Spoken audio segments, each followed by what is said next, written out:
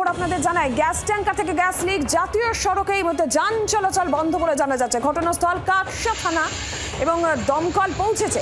বিরুডিহা সেনা ছাউনির সামনের এই ঘটনা, গ্যাস লিক, বন্ধ জাতীয় সড়কে যান চলাচল। এই মুহূর্তের কি আপডেট রয়েছে জানবো। চিত্তরঞ্জন দাস রয়েছে টেলিফোন লাইনে প্রতিনিধি। চিত্তরঞ্জন, কি জানা যাচ্ছে, এখন কি অবস্থা? দেখো, এখন যান চলাচল স্বাভাবিক রয়েছে। ঘটনা ঘটেছিল ঘন্টা 2 আগেকার ঘটনা।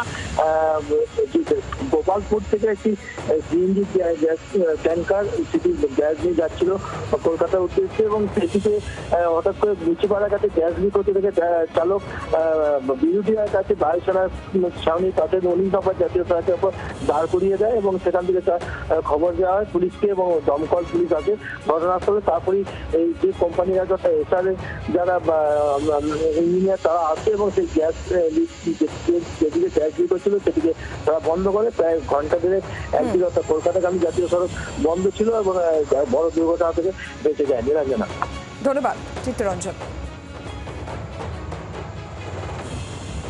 গাড়িটা হাইওয়ের উপর দিয়ে যাচ্ছিল, এবার যাওয়ার সময় হঠাৎ একটা লিকেজ হয়। এবার লিকেজে সঙ্গে সঙ্গে আমাদের কাছে খবর যায়, এবং আমরা তাড়াতাড়ি এখানে আসি। এসে দেখি যে এখানে গাড়ির মধ্যে 8টা সিলিন্ডার আছে।